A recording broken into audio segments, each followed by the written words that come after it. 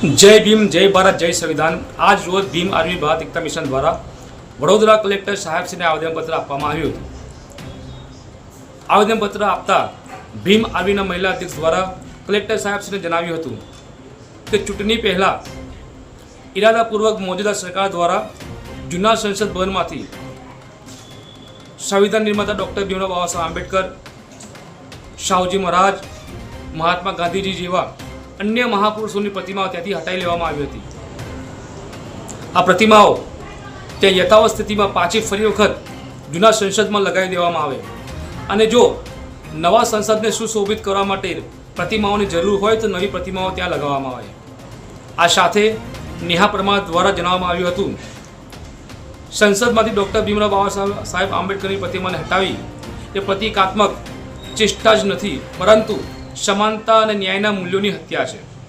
आ साथे तमिलनाडुना क्रांतिकारी योद्धा, बहुजन विचारधारक ने बहुजन समाज पार्टी तमिलनाडुना प्रदेश अध्यक्ष एवा आर्मस्ट्रॉंगनी तेमना घरनी बहार असामाजिक तत्वों द्वारा हत्या करी देवामां आवी हती। आ तमाम हत्याराओने फांसीनी सजा आपवामां आवे तेनी मांग नेहा परमार द्वारा करवामां आवी हती। आ साथे साथे गुजरात प्रदेशना कार्यकारिणी अध्यक्ष राजेशभाई राठौड़ द्वारा वडोदरा कलेक्टर साहेबश्रीने जणाववामां आव्युं हतुं के जो सरकार बहुजन समाजना लोकोनी सुरक्षा न करी सकતું હોય तो सरकार द्वारा बहुजन समाजना लोकोने हत्यानी परमिशन आपवामां आवे जेथी बहुजन समाजना लोको पोतानी सुरक्षा पोते करी सके।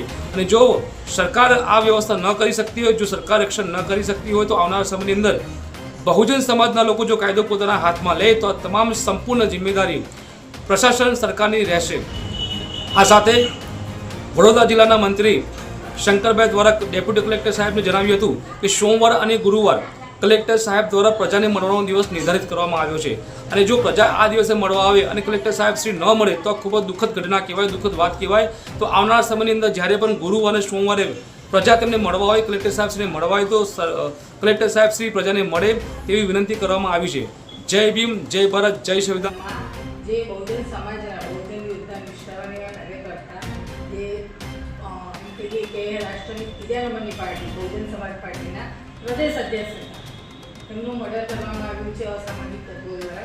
તો એ લોકોને કાયદેસર પકડવામાં આવે અને બને તેટલું જલ્દી પકડવામાં આવે અને જલ્દીમાં જલ્દી ફાસ્ટ ટ્રેકમાં એનો કેસ કરવામાં અને તેઓને ફાંસી કરવામાં આવે જેથી કરી દાખલો બેસે કે ફરી વખત આવું કોઈ કરી ના શકે। કારણ કે અવારનવાર જોઈએ છે કે बहुजन समाजना લોકો પર આ અત્યાચાર થાય છે, ગોળી પર ચડતો થાય છે, મર્ડરો થાય છે અને આ તો એક પ્રદેશના અધ્યક્ષ હતા અને રાષ્ટ્રની ત્રીજા નંબરની પાર્ટી હતી।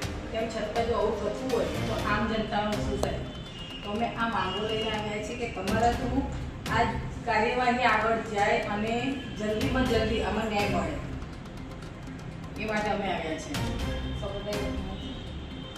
સાહેબજી મારા માણસો શું વારંવાર મળવા માટે પેદા થાય એવું લાગે કારણ કે જ્યારે પણ અમારા માણસો પર ના સરકાર કોઈ રિએક્શન આપે છે ના મીડિયા કોઈ રિએક્શન આપે છે અને વારંવાર આવું થયા કરે તો સરકાર દ્વારા યોગ્ય કાયદો બનાવો કાં તો પછી અમને તમે અરજી દે તો અમને બંદૂક આપો તો અમારું રક્ષણ થાય। કારણ કે જ્યારે જે લોકો જાય આવીને આપણે મારી જાય અત્યારે ગુજરાતની ઘણા છોકરો લગ્નની ઘોડી પર કાઢે લોકો ટાઈમ મારે છે તો કોઈને કાયદાનો ડર નથી, સરકારનો ડર નથી તો ક્યાં સુધી હવે પબ્લિક અમારા લોકો સહન કરશે?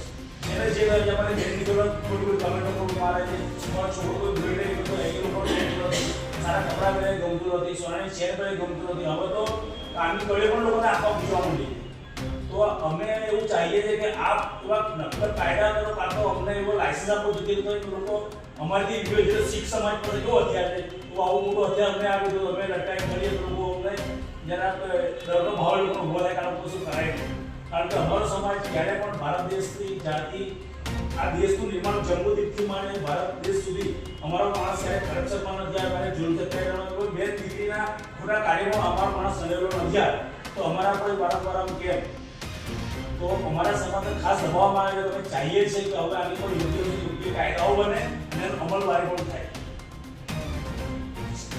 અમારું સાહેબ એક જ નિવેદન છે કે કલેક્ટર સાહેબ જે સોમવાર અને ગુરુવાર આપેલો છે જનતાને તો એમની હાજરી જરૂરી છે।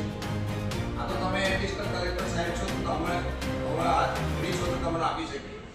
એ વારંવાર આવી રીતે સવારે ના તો સાંજે ગમે ત્યારે જતા રહે છે અમે અમારે ફિક્સ ટાઈમ આપો કે તમે આ ટાઈમે આવો તો હું મળીશ. આ એટલી એવી અમે રજૂઆત છે સાહેબને કહેજો. અમારે ભીમ આર્મી જે છે એ લોકોના દુઃખ દર્દ અને લોકોના હમદર્દ માટે હર હંમેશ 24 અવર્સ માટે લડવા માટે તૈયાર હોય. તમામના જે દુઃખો એના માટે સંઘર્ષમાં અમે નીકળે. અમારે ગમે ત્યારે એસપી પીએસઆઈ ડીએસપી સાથે કલેક્ટર સાહેબને અમારે મળવાનું થાય. હજુ તમે ઘણા સમયથી અમે આટલા બધા આવેદનો આપીએ છીએ પણ અમે હજુ સુધી કલેક્ટર સાહેબની ઓફિસમાં ગયા નથી. તો અમારા માટે અને ભારતના લોકતંત્રને આ એક થપ્પડ કહેવાય કે આજ સુધી સાહેબ મોન મળ્યા નથી. બરાબર? તો આ અમારા જે કાગળ આપે છે સાહેબ શ્રી તમને આપે છે તમે એમના આપતા હો કદાચ એવા આગળ મોકલતા હોય ના મોકલતા હોય બરાબર એવું બી બની શકે. એટલે આપણે મારું તો માત્ર એટલું જ કહેવું છે કે આ જે દબાયેલા પકડાયેલા જે લોકો છે એમને ન્યાય મળે અને ફરી એકવાર ભારત અખંડ ભારત તરફ જાય, માનવતાવાદી રાષ્ટ્ર તરફ જાય એવો અમારો પ્રેરણા છે.